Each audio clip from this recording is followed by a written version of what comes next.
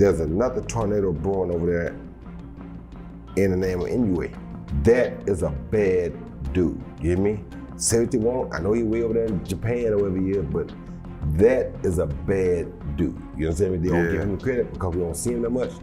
That dude right there, I think that dude really is pound number one. It's going to be too much for Inoue. I think he'll be just too big, and I think he gonna surprise Inoue because he got a little power too, can stop you in the elite rounds or get a unanimous decision. Who said Inoue is the biggest threat? Okay, I mean, that's a great I agree with you on paper. However, again, Inoue has already jumped a bunch of divisions. Right. Now, let's not overstate it. In that weight territory, a division is 4 pounds. So it's not like he moved up the way Pacquiao moved all the way up to junior middleweight. But he has moved up a bunch. He's nice though, He's nice with his hands, but also he was a devastating puncher until just now. No way.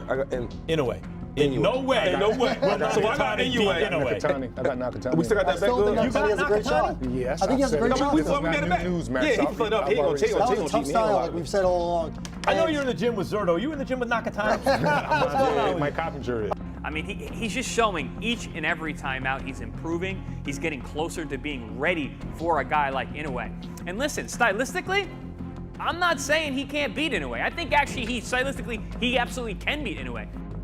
The showdown between Naoya Inoue and Junto Nakatani has sparked strong reactions from boxing pros. Experts are split between Inoue's devastating power and experience versus Nakatani's size, reach, and technical skill, making shocking predictions for the blockbuster fight between two elite champions. See my face? I'm already excited. I love this fight, man. I love this fight. I love Inoue. I love Nakatani. I've called a number of Nakatani's fights live on undercards for Top Rank over the years. I've watched him progress,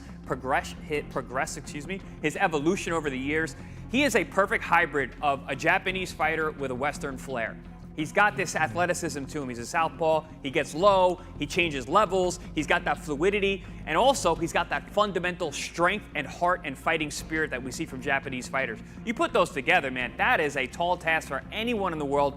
Big promise. This punch shocked the entire world as the looming clash between Naoya Inoue and Junto Nakatani ignites chaos, with analysts divided over brutal power and experience against size, reach, and sharp technical mastery, fueling wild predictions for an elite war. He's planned takedown of Naoya Inoue. This is May 2nd in the Tokyo Dome. 55,000 seats sold and expected on Fight Night, which is crazy. You know, it was a month in advance. May 2nd at the Tokyo Dome. Biggest fight in Japanese history. Naoya Inoue 32-0, 27 KOs. Nakatani 32-0 as well, 24 KOs. Nakatani is the southpaw.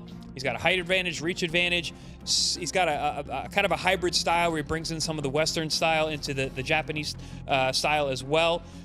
But Inoue is a big favorite, which is basically going off of Nakatani's last performance, which left people a little bit, desiring more. But you had a chance to speak to Rudy Hernandez. We have a little video, but before we play the video, Lance, this is a huge event, massive event.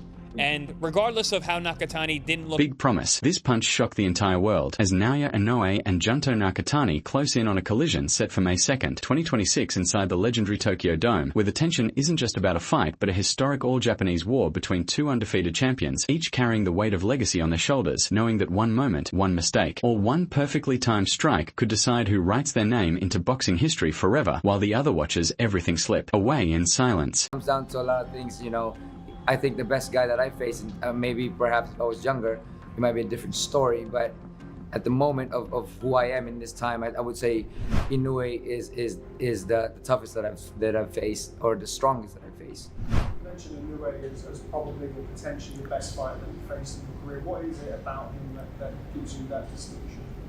I think it was like facing the younger me.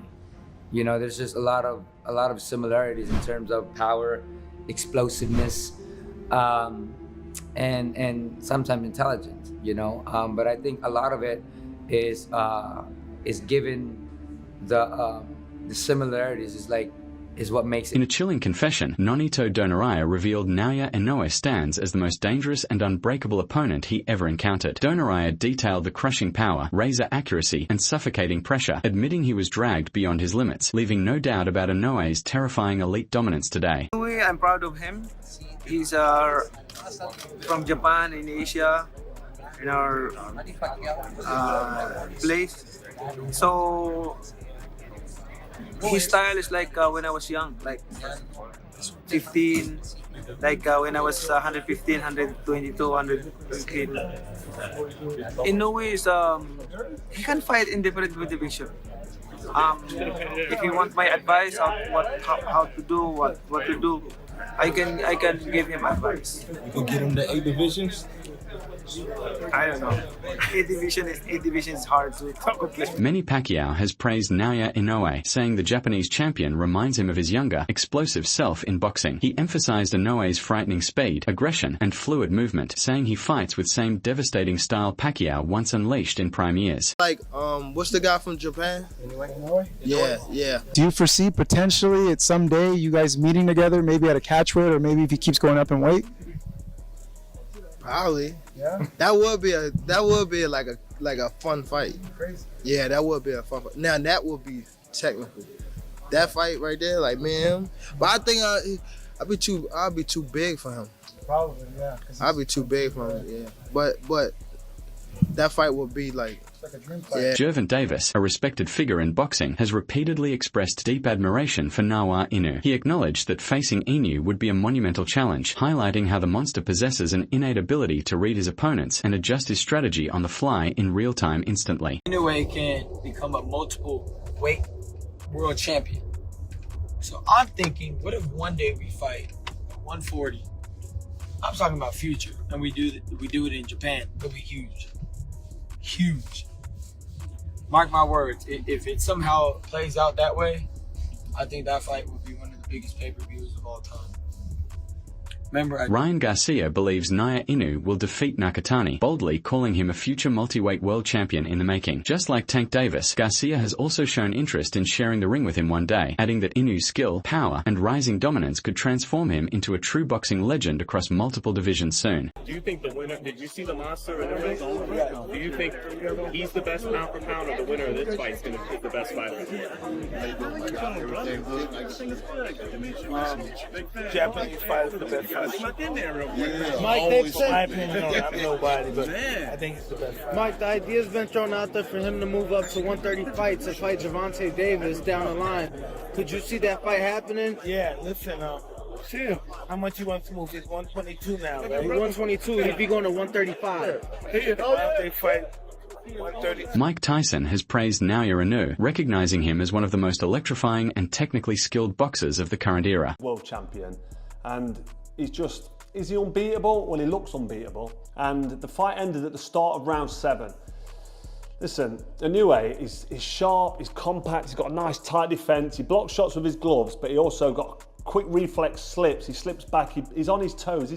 He's on his toes and light when he's in range, but he walks in kind of flat-footed. He puts pressure on with his feet, walks in with that tight defense, and he looks solid. But I think with his speed and his counterpunch, his accuracy, and the fact that he's punching hard body and head and looking to counter most shots that come at him, he's just such a good fighter. I mean, he doesn't really put a foot wrong. He gets clipped with the odd shot. I've seen him on the floor once before. He climbed up to win. Carl Froch, the former world super middleweight champion turned respected boxing analyst, has been overflowing with praise for Naoya Inoue, calling him one of the most complete and dangerous fighters in modern boxing today. Froch emphasized Inoue's rare achievement as a 4-weight world champion and a 2-weight undisputed king, insisting he looks nearly untouchable at his absolute peak. Some big fights, obviously, for you getting back to the world champion and whatnot, but you've been in there with Naoya Inoue, your brother's been in there with Nakatani. Inoue versus Nakatani in 2026. If there's two blokes that could speak on that fight, it's you two. Who wins that, and do you see that fight even going ahead next year?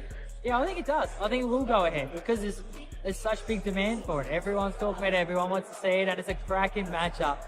I think Inoue wins, but Nakatani's the guy that presents a real awkward style. He's long cleavers, southpaw. It's a tough style to deal with, and everyone wants to see how Inoue goes. But I expect Inoue. Former WBO champion Jason Maloney has publicly weighed in on the Naoya Inoue versus Junto Nakatani clash, giving his clear and confident prediction under pressure. The Australian contender said Inoue will win this fight more easily than expected, backing the pound-for-pound star's brutal power, sharp timing, and proven experience at the elite level of boxing. He believes Inoue's complete all-around dominance would ultimately become overwhelming for Nakatani over the course of a full, high-intensity fight. Inoue, So when you see, he got the victory over Cool Boy Steph.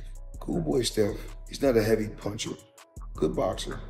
But far as, Inoue, it was a Filipino fighter, he had fought twice, Donaire. So Donaire was giving him fits in the first fight. And if I'm not mistaken, Donaire was somewhere close to 40 or 40 years old when he fought him the first time. Whereas, and he was in his 20s. So he should have knocked him out in the first fight, fighting a guy, like I said before, at that age. What I need Inoue to do is, I need him to come fight in the U.S., random blood and urine testing. I think he's a hell of a fighter. A hell of a fighter. I won't take nothing away from him. Hell of a fighter. And I like him because I see he take a lot of my stuff. Floyd Mayweather has praised Naoya Inoue, calling him a hell of a fighter and strongly urging him to come over and compete in America under the brightest lights. Mayweather also highlighted Inoue's elite-level skills, pinpoint precision, and rapidly growing global reputation, noting that his talent deserves a far bigger international stage and exposure to even tougher world-class competition. I know this was a very brief workout, but his speed, I know that Inoue is known for being very fast, but the fact that Nakatani is also lightning quick and coming from a southpaw stance that has given Inoue some problems, are those advantages along with his youth that you're looking to play upon in this fight? I'm looking at for Junto to react. So whatever Inoue does in the ring, react, and the timing is everything. And I believe Inoue to be the greatest fighter in the world right now, and we have our hands full. There's a reason why he may be the favorite, and there's also a reason as to why he is the #1, in my book, fighter in the world. Not to take nothing away from Usyk or Crawford, it's just that Inoue is fighting more consistent and he fights more times a year than those other two mentioned fighters. However, Nakatani's lightning speed stands out as a serious weapon, and his awkward southpaw stance is viewed as a dangerous puzzle for Naoya Inoue to solve. The strategy revolves around reacting to everything Inoue throws, with perfect timing being the absolute key to survival and success. Still, despite the confidence, there is undeniable respect for Inoue's complete skill set and fight-breaking ability. Could upset the apple cart. I think it would be Nakatani. I don't think Inoue and his people should. I'm not saying they shouldn't fight him at the right time, but that's the kind of fight you don't jump, because that could upset the apple cart. He's that good. I'm not saying he beats Inoue. I ain't going against Inoue, but I'm saying that that's a big risk. You got me really excited talking about the potential of the Inoue fight. Obviously, Nakatani still at 118 pounds. Inoue, the king, at 122 pounds. So, yeah, maybe you're right, and maybe that's... Teddy Atlas has repeatedly praised Nakatani's size, reach, southpaw stance, and sharp versatility, saying those physical and technical weapons make him uniquely dangerous for Inoue compared to anyone else in the division. In detailed breakdowns of the matchup, he has emphasized that Nakatani's ability to control distance, switch rhythms, and box effectively both from range and in close could seriously trouble the monster and shift the fight's momentum at any moment. A certain calculus, if you will, a certain metric, you would go with Inoue. You can't go wrong, because he had 2 wins. You have to, a unified he has 2 two weight wins classes. Over Fulton and Taplis. You're right, 100%. Fulton was the #1 fighter at 122 universal. Teddy Atlas also praised Inoue, calling him the complete full package in modern boxing, with rare attributes like blistering speed, devastating power, ring intelligence, and controlled ferocity that never goes out of control. It's huge. I mean, this is like probably billboards all over the place type of fight, huge in Japan. So, I really, if it's in the conversation, could you see any other fight that Inoue could do that really could be this big? He could go up to featherweight and fight for the World Featherweight Championship. I don't know if it would be as big as this. Inoue Nakatani right now is probably the biggest fight for both guys for several reasons, and it would be huge. Polly Molinoja has said that a fight between Naoya Inoue and Junto Nakatani is the biggest possible showdown for both fighters, calling it a defining turning point of their entire careers. He believes their unbeaten records, elite skill sets, and reigning world champion status make it a true legacy-defining clash that could instantly elevate the winner into historic greatness in boxing and secure their place among the sport's all-time elites. I mean, he is the favorite, and that is a mega fight, so much respect to Nakatani. I think he's an amazing fighter. But it really seems like the fight is Inoue and Bam. Right. It seems like the fight, man. Everyone is waiting for that fight. I think that Robert's done a fantastic job with Bam also. I mean, really. With his whole team, to tell you the truth. Fantastic. I think that that's going to be a good fight. I'd like to see Bam acclimate to a new weight class first instead of jumping right into that fire, because that is real fire there. I mean, you going up, that's some real smoke out of that Japanese. He's a kamikaze. He's going in with guns a-blazing. He's going to cause a Hiroshima up in that ring. Listen, that's a tough one. Boxing trainer Andre Rosier didn't hold back in his assessment. He praised Inoue's elite timing, brutal power, and high-level ring IQ, but warned that Nakatani's size, reach advantage, and awkward southpaw stance could create serious problems. He stressed this is not a routine matchup and insisted fans are underestimating just how difficult Nakatani would be for Inoue stylistically at the elite level. Rosier went further in his breakdown, emphasizing that Nakatani is a complete fighter with the tools to disrupt Inoue's rhythm, break his flow, and force him into uncomfortable, high-pressure exchanges. However, he also acknowledged Inoue's rare ability to adjust mid-fight, read patterns, and systematically break opponents down under relentless pressure. His overall message was clear: this is a dangerous, high-level clash where both men have real paths to victory, and it could easily turn into a tactical war rather than a one-sided domination. I will tell you without any question that when Nakatani and Inoue fight, it will be in Japan. And then if there's a rematch, I would be honored to do it in the United States, but all we are talking about is the fight itself, the first fight. And that belongs to Japan, not the United States, not Saudi Arabia, Japan. Top Rank CEO Bob Arum has repeatedly called the clash between Inoue and Junto Nakatani one of the biggest fights in the company's entire history. Arum believes the matchup is not only a dream all-Japanese super fight, but also a massive global attraction, as both fighters stand as undefeated champions and elite pound-for-pound stars. He has stated that many fans and experts see Nakatani as one of the very few fighters capable of truly testing Inoue, which only raises the stakes even higher. According to Arum, the fight represents the absolute pinnacle of modern Japanese boxing and could potentially become the biggest event ever staged in the country's boxing history. With both fighters aligned under Top Rank, Arum has emphasized that careful long-term planning is already underway to ensure the clash becomes a landmark spectacle that captures the attention of the entire boxing world. Eclipsing the star power of a fighter as great as such Manny Pacquiao. I think he's a bigger star than Pacquiao because Pacquiao was more normal as a fighter. He was a great fighter, Pacquiao, but again, he didn't have the same body of work that is. Bob Arum has made multiple statements praising Inoue so highly that he has often drawn comparisons directly with Manny Pacquiao himself. In one interview, Arum even suggested that Inoue may potentially be an even bigger global star than Pacquiao due to his undefeated record, extreme discipline, and sheer dominance across multiple weight divisions without a single slip. He emphasized that unlike Pacquiao's more aggressive, risk-heavy attacking style, Inoue operates with sharper technical precision, greater control, and far less recklessness inside the ring. Arum also highlighted Inoue's frightening knockout power and unmatched consistency as key factors that make him stand out on a global level in modern boxing. According to Arum, Inoue's rising popularity in Japan and his expanding international fan base show that he could eventually surpass even Pacquiao's commercial and sporting impact over time, positioning him as one of the most marketable, complete, and dominant fighters in the sport today. Even this interview where he says, you know, like we had some information that Sebastian Hernandez was over there in Japan and actually was brought in to spar with Naoya Inoue for less than a week. I mean, he was just a lot for Inoue to deal with. And he only lasted a week. He, you know, according to Rudy Hernandez, they basically sent him out.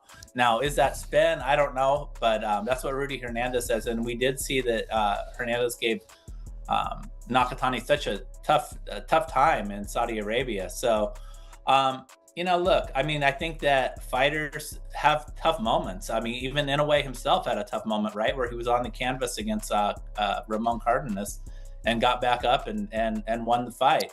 But you know, still had some questions to answer about, hey, are you at your maximum weight?